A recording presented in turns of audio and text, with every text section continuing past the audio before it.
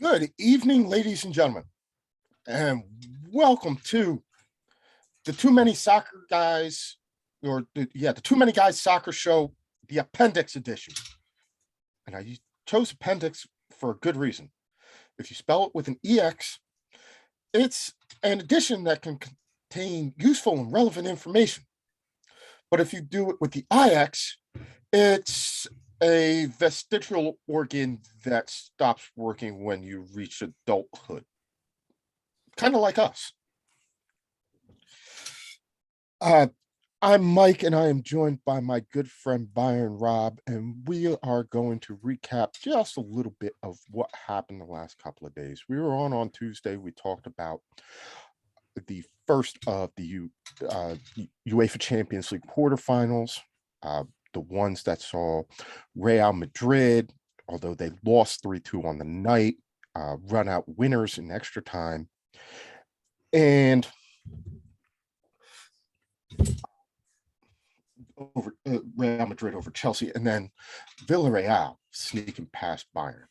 Well, there were games yesterday in the Champions League, and then, of course, the smaller tournaments, the Europa League and the UEFA Conference League wrapping up today. So the European finals, Rob, are officially set.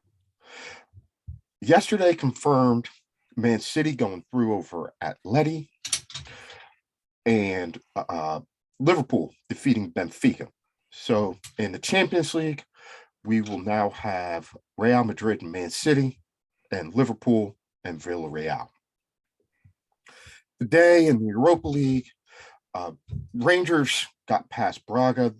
They overturned a 1-0 deficit from Portugal at home. They won.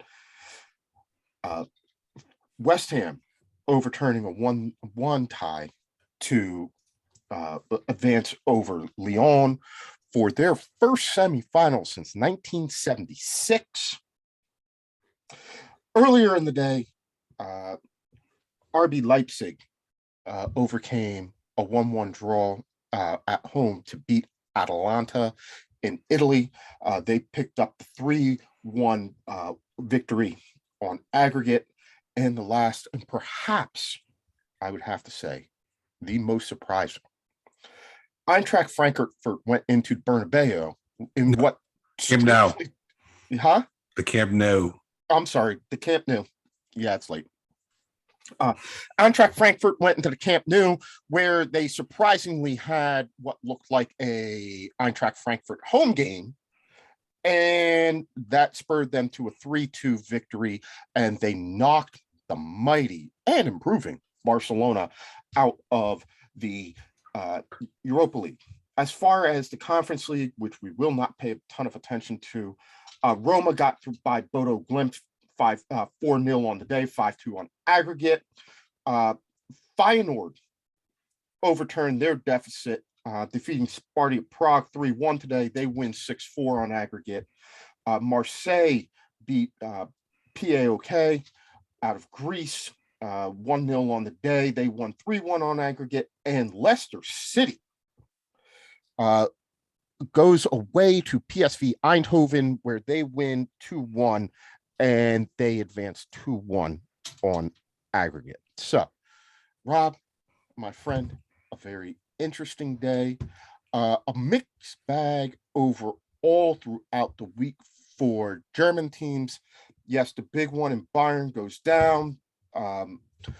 Leipzig, we could probably predicted that they would have gotten through, and they will play Rangers, which sets them up pretty well. They'll play Rangers in the semis, which sets them up pretty well.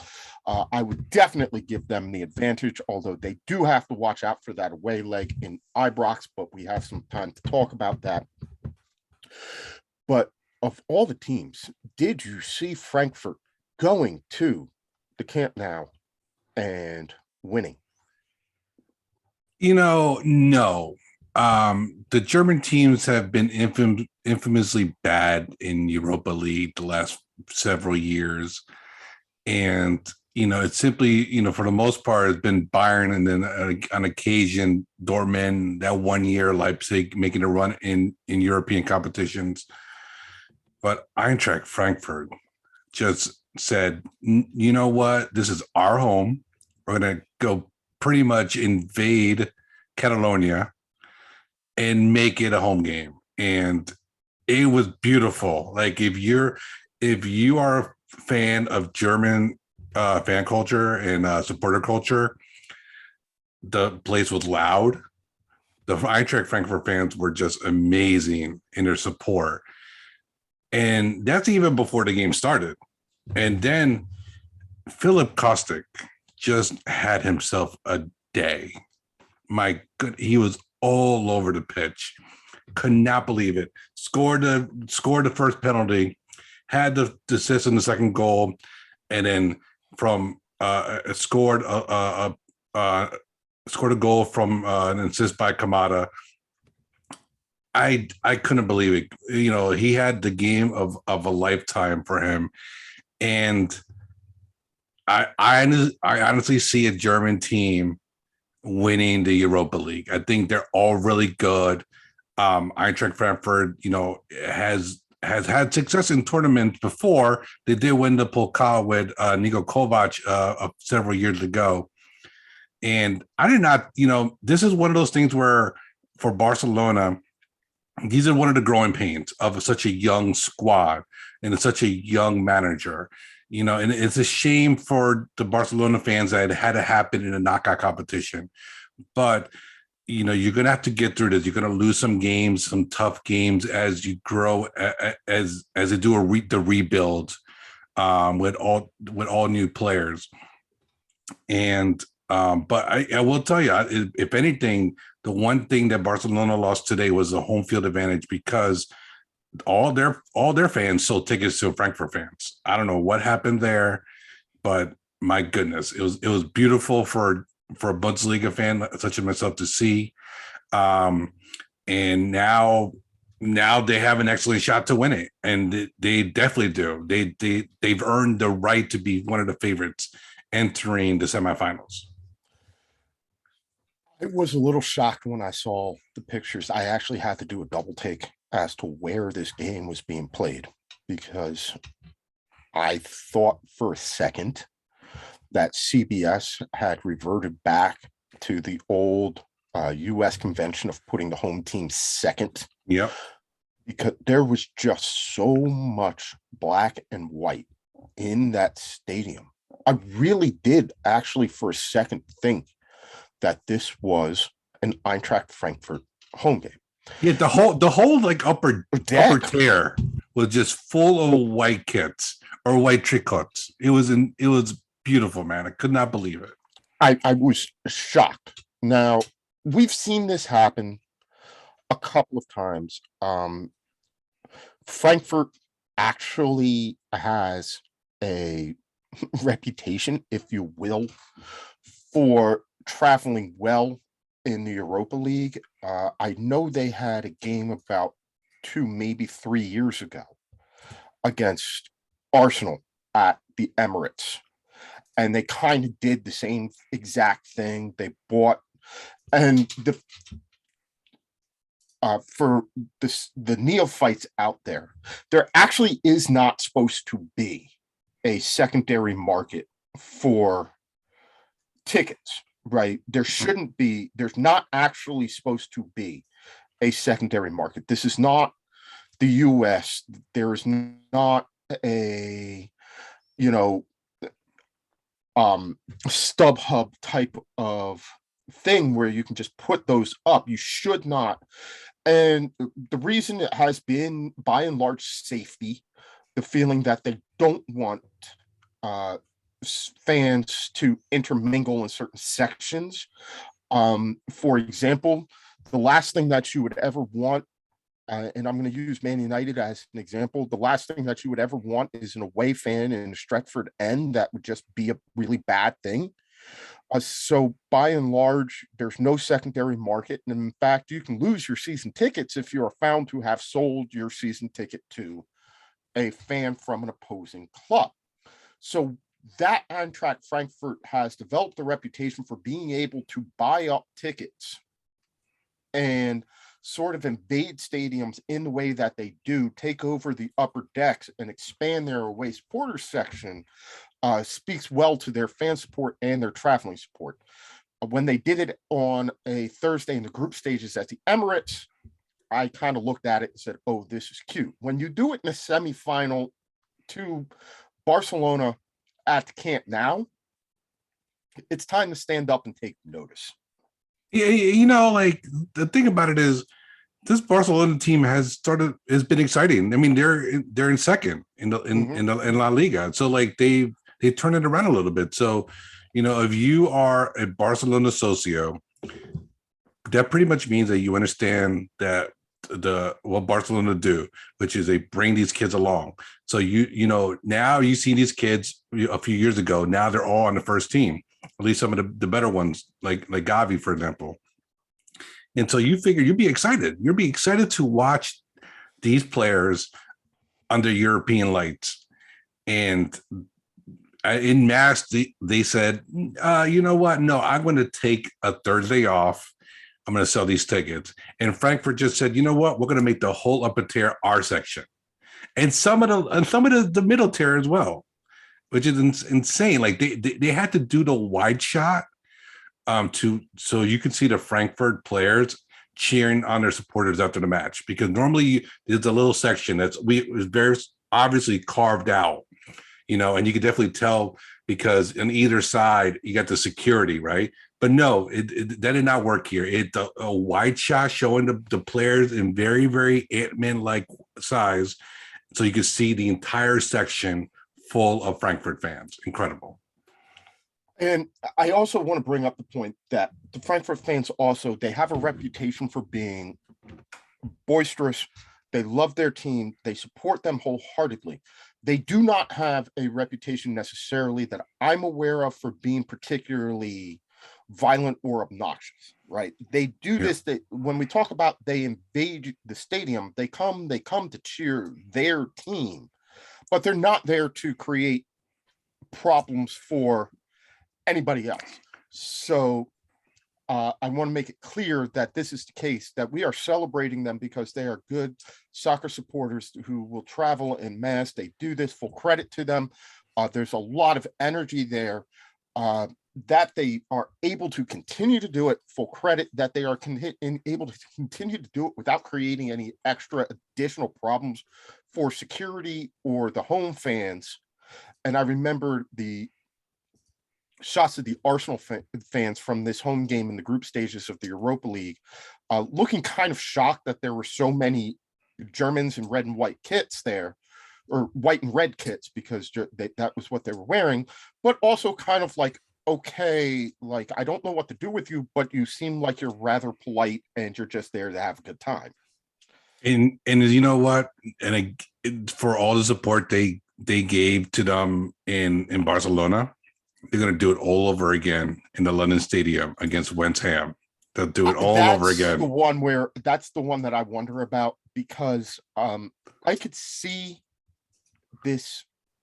It's coordinated effort almost on their part. They know what to target and they know when to target, and they can see what's going on and somehow be able to figure it out.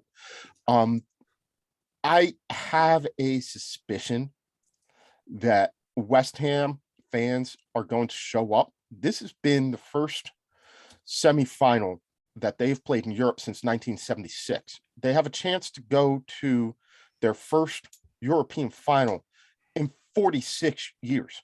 I don't think that there will be a spare seat in the Olympic Stadium. Now, that being said, there has also often been a question about the atmosphere in the Olympic Stadium when it comes to West Ham. The Olympic Stadium in West London is clearly not the bowling ground when they played there. Supporters going, not going. I think that, Eintracht Frankfurt caught Barcelona flat-footed. The Barca fans came in and said, you know what, we're up, we're playing great. I am going to take Thursday off because I suspect in their hubris that we will have a semifinal, and that's the one that I want to pay attention to. You got two teams that don't normally in Frankfurt and West Ham that don't normally get to this point, and they're there. That's why I think this is going to be. And sometimes you get to this point, and the Europa League actually throws up better games than the Champions League does. Yeah.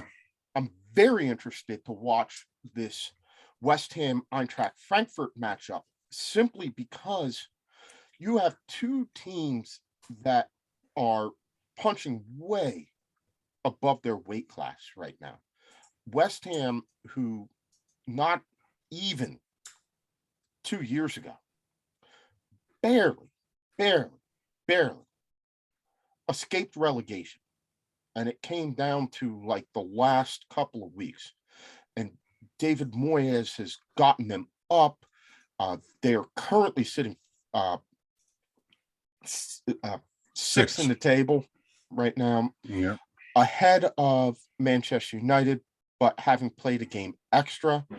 They're in their first European final. And look, it is clear to me that when it comes down to it,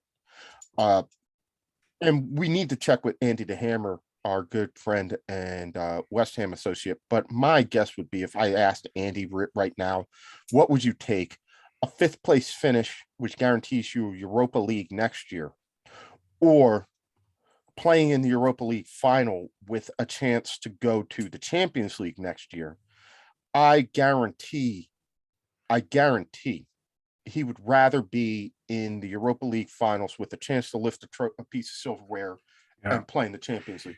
I wouldn't be at all surprised if you see West Ham take their foot a little bit off the gas and start rotating a little bit more with an eye on getting through this, because although I think it might play out a little bit more evenly than it looks on paper. West Ham 6th in the Premier League, as I said.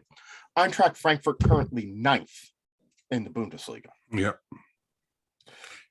And let's be honest, they kind of, you almost can see it in their results, man. They've taken this is where their focus is right now.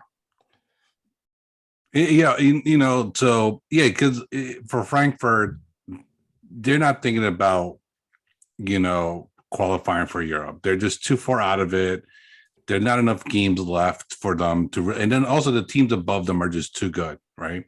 And they're, like a Hoffenheim, a Freiburg, they got nothing else. I mean, I think Freiburg has the Pokal left, German Cup. But look, let's just say West Ham pulled up the miracle here, beats, which I think it will be, for them in their history, and they make a final. They got, I believe it's going to be, RB Leipzig in the final, and they beat Atalanta today. Nkunku once again, someone in the Premier League is going to splash the cash, and the Red Bull organization is going to buy a whole bunch of Red Bull cans. But how much Nkunku is going to make them? Once again, just scoring goals. He had an amazing weekend, and then he turned it around midweek and said, "I'm going to play hard again, and I'm going to score goals again."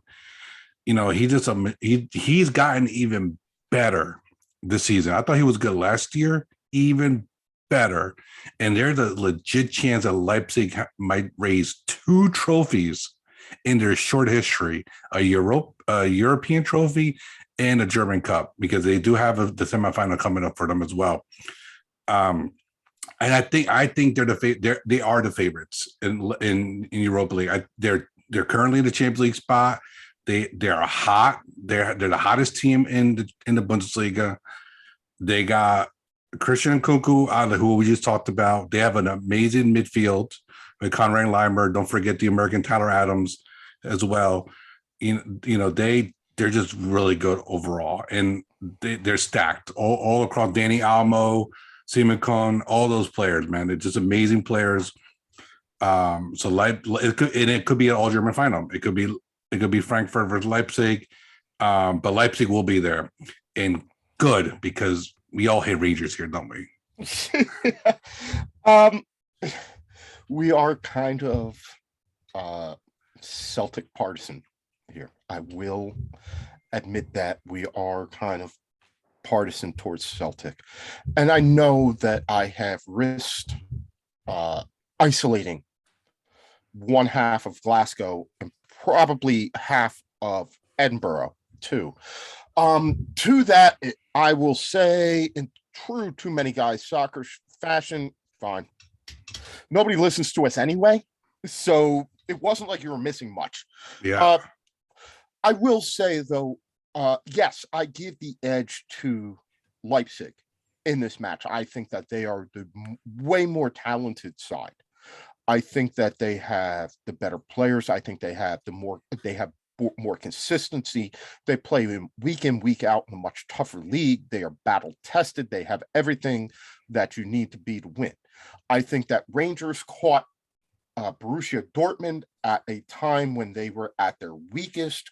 We have talked about the injury issues that have hit Borussia Dortmund, and Dortmund made a business decision about going forward in that competition versus competing to try and stay in Champions League places and possibly making a run at the actual Bundesliga title. So, yes, Rangers embarrassed them in the preliminary round of 16. The semifinals are a completely different bird.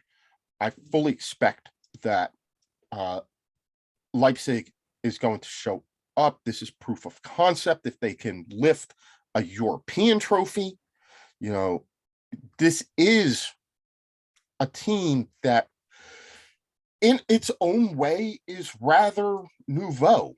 I mean, what is it, 4 or 5 years in the Bundesliga? Yeah, and not much. And they're already competing for a European trophy. Like they are a little bit nouveau in that respect. Well, 12 years ago they were founded. 12 years. It'll be 13 and on May 19th. But it wasn't okay. So 12 years ago they were bought by Red Bull. Well, yeah, and then it took them a while to get up there, but they made a quick rise, and they've been in the Bundesliga for 5+ years, I believe, at the moment. Yeah, it's like 5 years.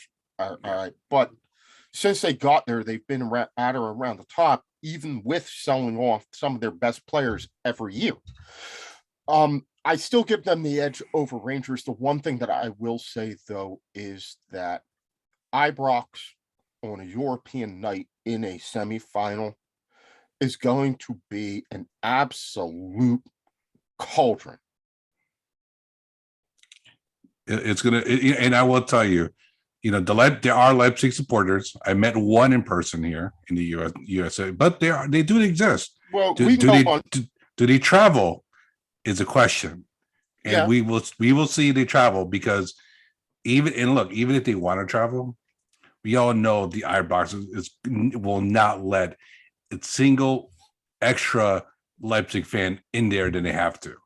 I mean, they may do what they did with Celtic and the Old Firm derby in February, if I'm not mistaken, the one that was at Ibrox where Celtic won, and just not sell them tickets. Yeah, maybe. It would have shocked me. It would not mean UEFA might not like it, but we'll see. Yeah, I mean, they may not sell them tickets. What they'll do is they'll give them the minimum allotment. Listen, the Huns are going to pull some games. They're going to play some games. They're going to make it as hard as humanly possible for Leipzig supporters to get in the stadium. I don't think that they are going to be as hostile towards the Leipzig supporters as they would be towards Celtic supporters. Yeah. Because there isn't that sort of tribalism there. Mm-hmm.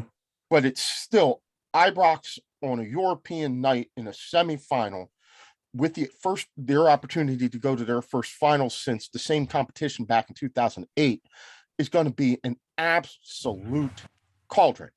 Yeah. And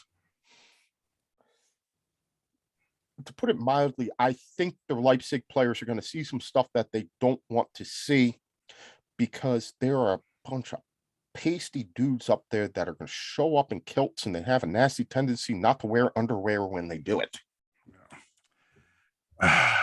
It'll be fun. It'll be fun. It'll be fun as a viewer on the TV. All right, so you are our German guy. Give us your biggest shock of these last couple of days.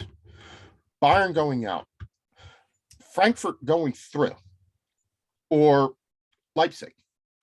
I think is Bayern going out. I mean, they had the ball like what seemed like 85% of the time. Villarreal had 2 chances really on goal on a breakaway, and they scored. It scored the 1 goal they needed.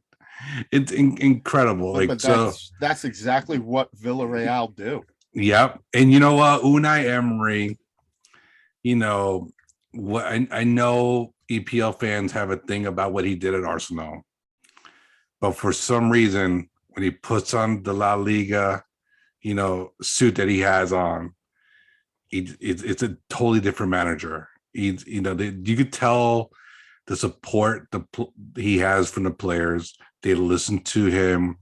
They played their game. They knew that Bayern was just going to pound them to submission, and Villarreal would not crack.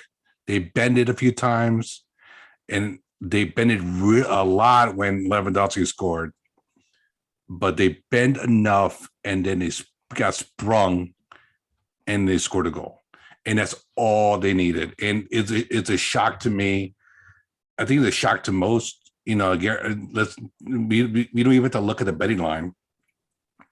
And because we all thought we were going to see a Bayern Liverpool. That's what we wanted to see, right? But you know what? The crazy things happen in knockout stages. Knockout stages very rarely give us the semifinals that we actually want to see. They're like medication. Yeah, it's not what you want; it's what you need. Yep. So 2 things. I need to point out the beer stein that I put up behind me. Yeah. Number 2. So I have you picking an all German final. I think you said you're kind of leaning towards Eintracht Frankfurt, Leipzig.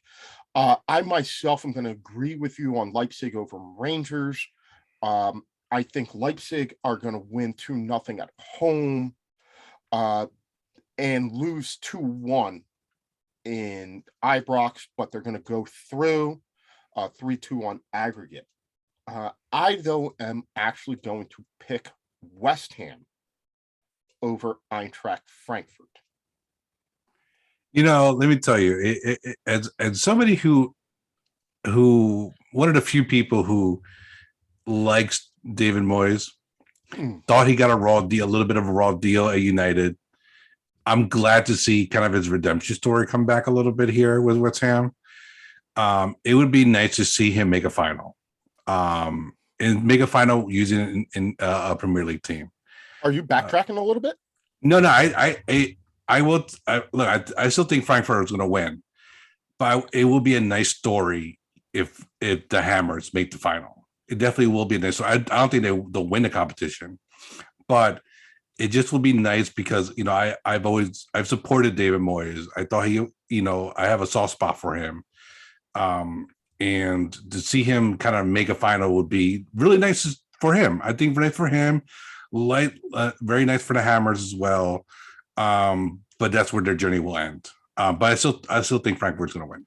Yeah, I'm going to go West Ham. But I think this has actually got some goals in it. I'm going to go 5-3 on aggregate. I think West Ham's going to win 3-1 in the London Stadium. It is the first leg. I do not see Frankfurt invading the Olympic Stadium for the first leg of a European semifinal in London. I think West Ham come out 3-1 winners. I think Frankfurt turn it around and win in Germany, but I'm going to go with a 5-3 aggregate.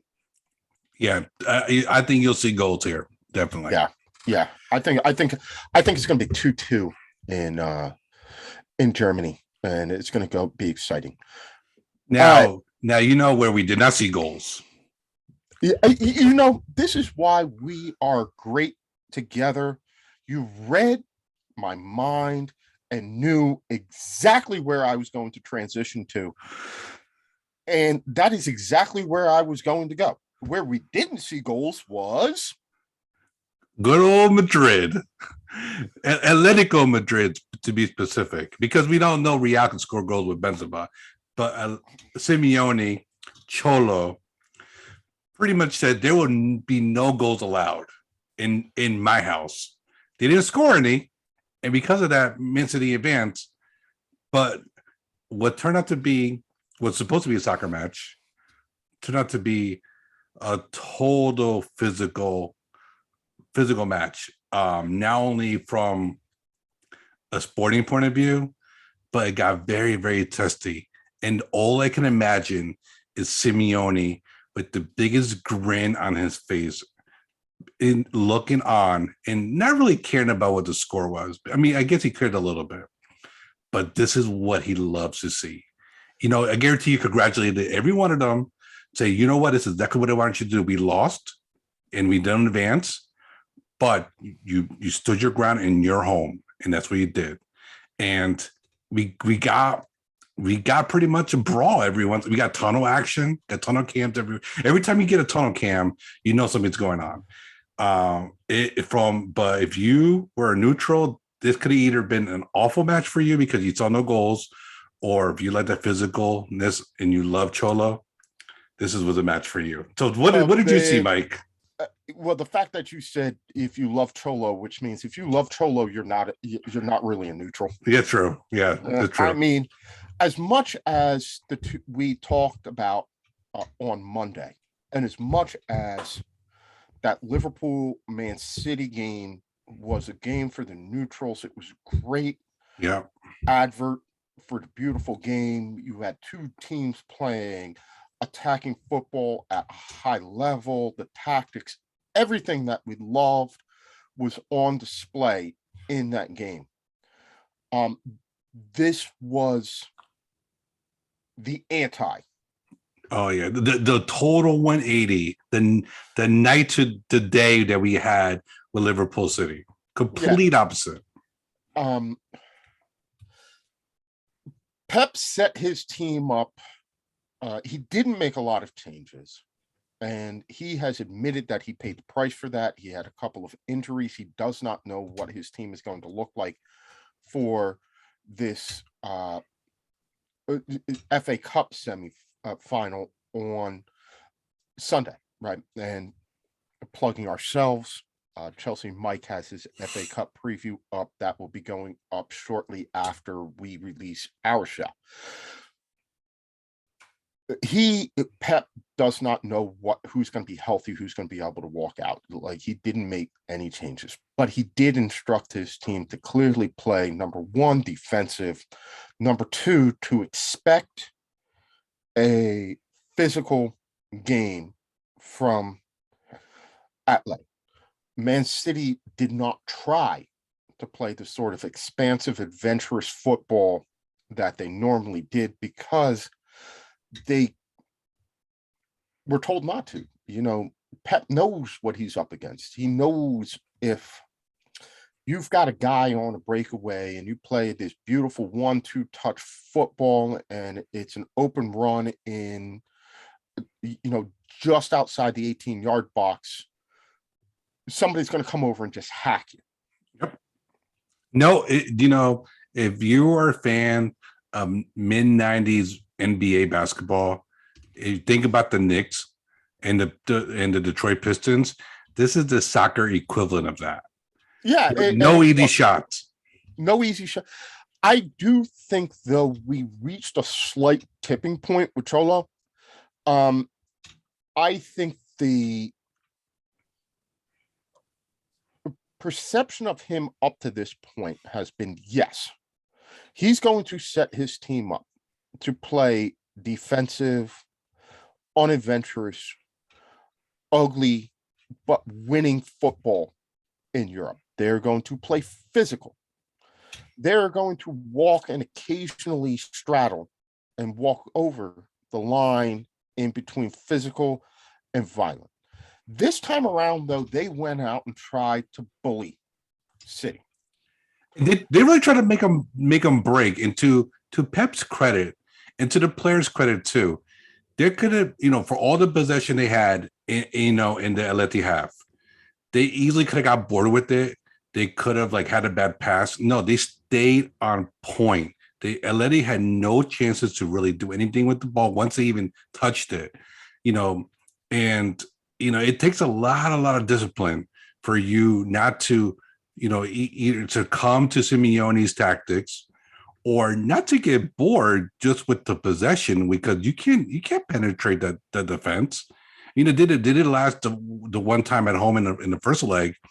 As you saw, they really couldn't do anything again, and they easily could have just said, you know what, I'm done passing the ball like 85 times before a athletic player touches it.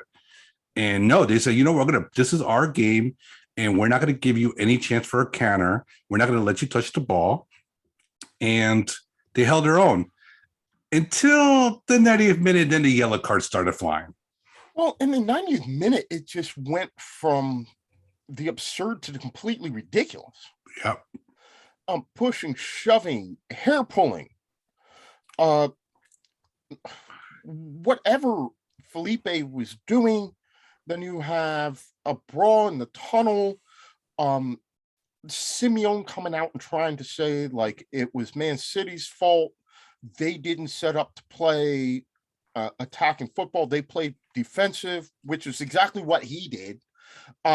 It was basically like, this is your fault. You didn't play the type of football that I wanted you to, so that we could do this to you, but look good doing it. You made us look bad and obnoxious because you didn't succumb to our bullying, and we lost because we couldn't get in your heads, and you held the ball, you stood up to this, and you didn't give us that sort of, you didn't let us get into your head and beat you mentally with our physicality. Yeah, like when he said that line of like, it's City's fault that they played defensive, I'm like, did he wink? Did he nod? Did he smile? Did he smirk when he said that?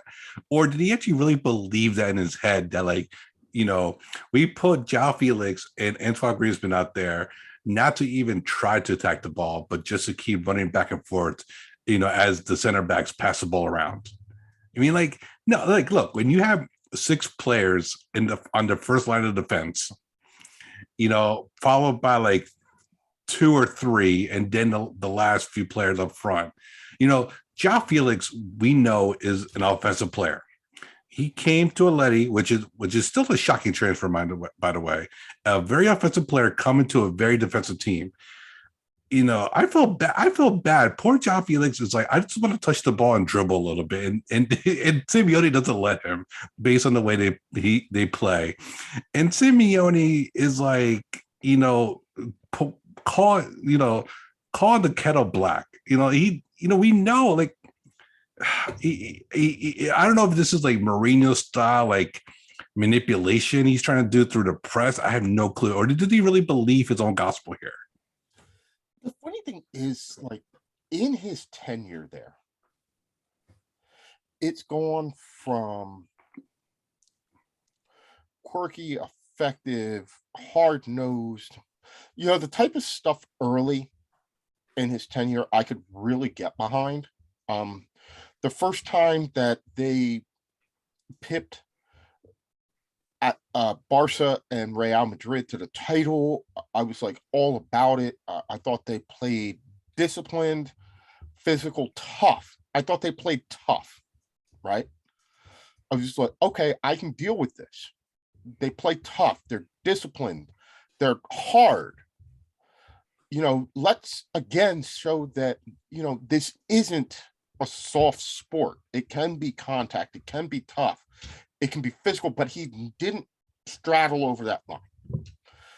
I feel more and more the last couple of years, he's just gone beyond the tough and the physical to downright like anti-defensive, just obnoxious sort of play. Simeone is like the closest football has to like a cult leader. because when you put on those colors, you will obey Cholo, and obey they do. And you're right, Mike. You're right. It's like there was a point in time where Simeone, was relished because it was the antithesis to the Galacticos of Real Madrid, the beautiful football that of Barcelona that Pep brought out, and he won with it. And it was like, you know what? There is something different. It was refreshing, if anything. And now it's the football version of licking the bloody knife. That's basically what Simeone is doing. It's like it's not football anymore. It's like MMA. And I understand, like, the guys who are there, the Sauls, the Iscos, those guys are gone. And it's like thugs. Yeah, no, like, and once again, poor baby João Felix has to look around as the inmates run the asylum, run by Bane, aka Diego Simeone. Like all that offensive talent just wasted. Atletico Madrid up top. I'm surprised Luis Suarez didn't start this match. Honestly, I really am. You have Luis. I mean, the fact that you play this way and you have Joao Felix, Antoine Griezmann, and Luis Suarez. Yeah, it's incredible. Honestly, it's incredible. We said and it's not new. Like, it's actually kind of new that I'm like starting to get over Simeone, because I was at the beginning of last year. I remember they scored a couple of goals. I was, this is going to be great. And then this year, like, you got Antoine Griezmann to go with Luis Suarez and Joao Felix. Like, there's some serious potency in that attack. Like, put them out. Just, however you arrange them, let them arrange themselves. You can score goals. You'll be stout at the back, and it's we're not even try. Like when I thought for a minute, Simeone's voice would start to get tired, and then when they went to Anfield before COVID happened and they won, I was like, you know what? No, Simeone's going to stay here forever, because for that season he started to see the cracks a little bit. He lost a lot of his offensive players. The Godin was gone, for example. He went to Inter. It was one of those guys. Felipe Luis was gone as well. A bunch of those players that we knew that won the title back in 2014, I believe. Mm-hmm. They were gone. And, then he started to bring in like the Joao Felixes of the world, right? Thomas Lamar, those players that are a little bit more offensive. And then, when he won that game at Anfield, it just gave him more ammunition to say, you know what? No, I can still coach.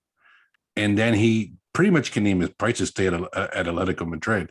And now he got a whole new crop of players. And now they're playing what seemed like even more defensive. And I think and I sort of would have respected more if he played this way for 45 minutes on Wednesday and then had to open it up a little bit. But no, that didn't happen.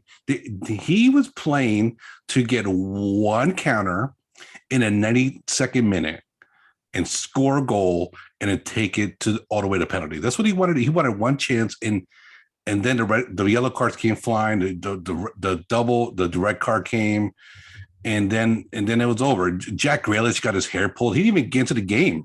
Mm-hmm. He still had the training kit on, and got his hair pulled, through the headband. I mean, it was just chaos here. I could not believe it. I think Cancelo's out on yellow card accumulation. I think so. That's a big miss, so there was a little bit of bending from City, but at the end of the day, they survived. Now, how much did this match affect them for this weekend? We will let our esteemed colleague, Chelsea Mike, let us know in the upcoming show. But man, this was a bloody affair. Let's put it this way. Throughout 38 games last year, 2021, Atletico in their title winning season scored 67 goals, right? This year, through 31 games, they've only scored 38. Or they've scored they've scored 57. So they're on pace, right?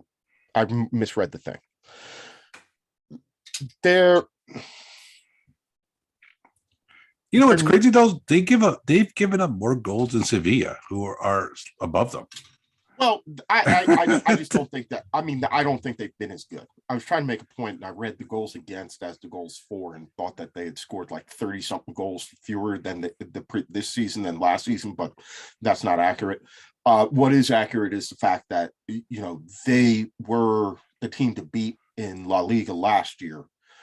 And yes, I believe you are right. Before COVID, when they played that game at Anfield, and I remember walking with British Will and meeting him on the day of the first leg, and he'll scream up and down they never should have played the second leg, and he has a point.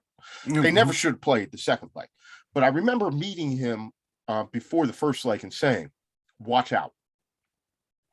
If you don't put Atleti away now and you give them a lifeline, they will go to Anfield and they will beat you. And again, this was late February, the first round of 16 fixtures, and it takes like 19 weeks to play the first rounds of the knockout rounds. So I had a good time. Now, what I didn't count on was coviding the way that it did. And I think he's right. They shouldn't have played that game. They did. There were outbreaks, no fans, whatever it was, and Atleti came back. They beat them, but yes, and that spurred them on. They made the investment. They picked up Luis Suarez and João Felix. They won La Liga last year. I think this year, though, we've reached a tipping point where he's realized like this stuff is not going to fly. I also think that if there are very few teams now that will take him. He's at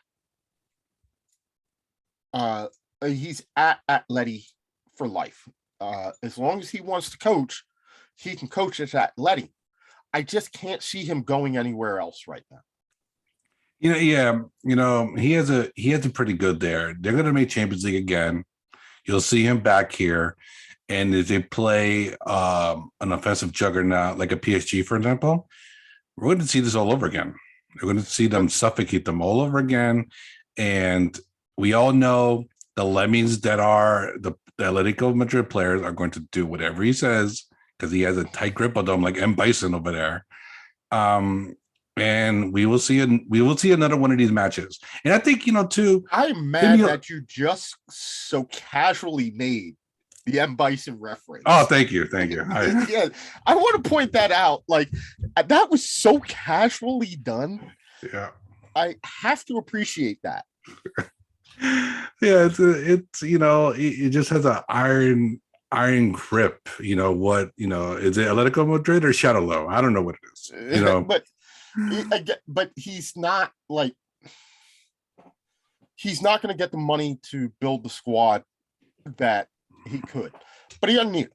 We know that they are on a much better financial footing now that the Wanda has been open for a couple of years, but COVID happening so close to the actual opening of the Wanda has impacted their finances. So it's clear that they're never going to have the same money as Real or Barca do when Real and Barca have money. We know right now neither Real nor Barca have it, but neither does Atleti. So we're all in the same boat. If he doesn't speak English, he doesn't speak Italian, he doesn't speak German. So staying in La Liga is a comfort zone for him. I think he's happy, and you know what? They're full credit to him. Yeah, no, he the fans love him, the ownership loves him, all the socios over there. He's made them relevant in the world game. And Yeah, and you this is know, something that hasn't been the case since World War II. Um, they were the premier team prior to the Civil War, and then it became Real Madrid. And Atletico has slowly faded. They've had good players. They've made noise here and that. He has made them more relevant for a sustained period of time than they probably have been since World War II. yeah, no, definitely. And they, you know what, for all their successes, they're making it to Champions League finals, winning a Europa League, winning La Liga. They still view themselves as, the little brother of Madrid, and they take it personally. Simeone, I think, takes it personally. He embodies that style of play and that mentality that, like, you know what, we're the underdogs, and we're going to show you that we are not, but we still want to be the underdogs. So here we are. That is everybody outside of Real Madrid likes to cast themselves as the underdogs, the little brothers, the resistance in some way, shape, or form to Real Madrid. Real Madrid in La Liga are always going to be cast as the villain to everybody else. And I would say Real Madrid kind of embrace it in so far as they don't go out of their way to do anything to talk against it. Yeah. Atleti were the bigger team in Madrid prior to the 1950s and the Spanish Civil War. It happened that Real Madrid got Di Stefano. They won the 5 straight European Cups. They became the team that competed on behalf of, because there could only be one at that time, that competed on behalf of Spain. So because of their success, they became Franco's team, but they were Franco's team, which gave everybody else the ability to cast themselves as the resistance when, of all teams, Atleti doesn't have the right to do it. They were the Spanish Air Forces team and the Spanish military's team prior to Franco. So they have as much in this, impromptu history lesson.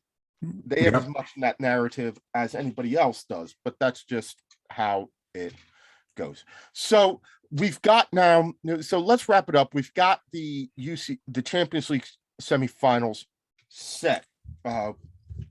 We thought it was going to be Liverpool Bayern, it's Liverpool Villarreal, which means, honestly, not for nothing, the tastier one is going to be Man City and Real Madrid. English, Spanish, English, Spanish. You seen an all England final, an all Spanish final, or a split? It's gonna, we know, definitely know what the marquee matchup is. Mm-hmm. With City and Real, right? We definitely know, and Pep has had many battles with Real Madrid before, and with Ancelotti in particular, and then we on the other side of the coin, we have this team in the Yellow Submarine in Villarreal, who have knocked out 2 European powers in Juventus and Bayern. I don't think they'll do it against Liverpool. I think Liverpool is too good of a team. But let me tell you, they're going to frustrate the crap out of Liverpool. They will do it. I think Klopp's better than that. I think Klopp will be prepared for whatever Villarreal will throw at them. But I don't think it's going to be a blowout. It's definitely going to be closer than what we think it's going to be. And while if you want to see Klopp at his finest, I think you're going if you watch what he does against Villarreal, it's gonna be interesting, because it's probably going to be exactly what Bayern should have done. But in Liverpool, they still have a lot to play for. They have a decent shot at the league still. They got FA Cup. They have all these competitions. they legit have a shot at the quadruple, Yep. which would solidify this Liverpool team, and by extension, the teams around it, as the best team in English history. We talked about the team 2 years ago, the 1920 champions, and said, we thought going into the COVID break that they had the opportunity to be one of the greatest teams ever. They were knocked out of the Carabao Cup. They did not make they did not win the FA Cup. They got knocked out of the Champions League by Atletico Madrid. And then, coming out of the COVID break, what they needed to do was, and at that point in time, they were winning at a canter. The only team up until February, March that had taken points off of them was Manchester United. They were winning, and they were on their way to setting this obnoxious points record. And they took their foot off the gas. And it wasn't even that they won the league with like high 90s.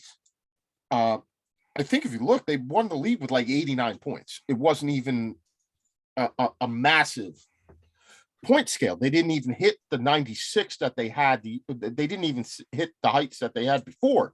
And we said, all right, so they missed their shot. And that was one of the more dominant teams that I had actually seen. But it will not go down as it. Now, if they win the quadruple, if they're able to take everything that an English team has to play for, which would mean that they would have to play as many games as you could humanly possibly get play in a given season, and they win everything, yeah, I'll, as an objective fan analyst, I'll give them their credit and say like they are now the best team in English history. Yeah, no, when 4 titles, that squad and how to do it, having Mane and Salah together, Jota, like Thiago, like Virgil van Dijk. I mean, Allison, it's just stacked roster all around, and they could call on so many players coming from the bench as well. Konate,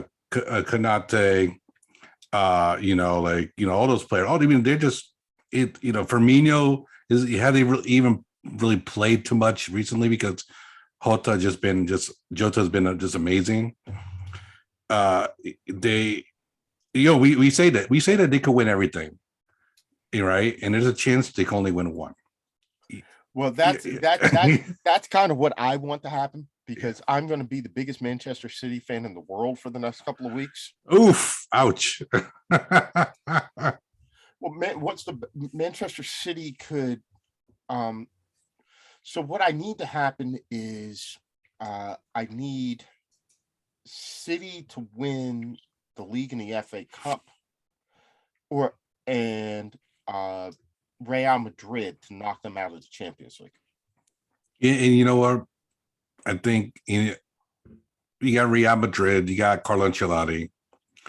But you remember when Carlo Ancelotti played Liverpool at one point many moons ago, in Istanbul. Yeah. But that's Carlo with AC Milan. Mm-hmm. Carlo with Real Madrid is a totally different animal. So, well, we're going to see, because how much legs do Real Madrid have left? They've played a lot of games, and they're an older team, and they have relied so incredibly much on Karim Benzema to get them there. But I think Real Madrid will go as far as Karim will take them. For all the beautiful passes that Luka Modric can play, Karim Benzema needs to be on point for them to win it all. That's a fact. They need him. Without Karim scoring goals or providing hold up play for the wingers like Vinicius Jr., Real Madrid don't do anything whatsoever. All right. You know what, brother? That is the perfect way to end this. It's been fun. As always, my man. Uh, for Bayern Rob, talking about the last couple of days in Europe.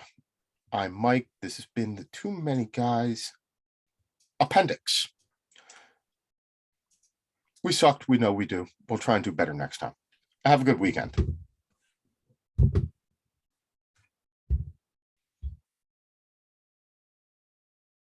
All right.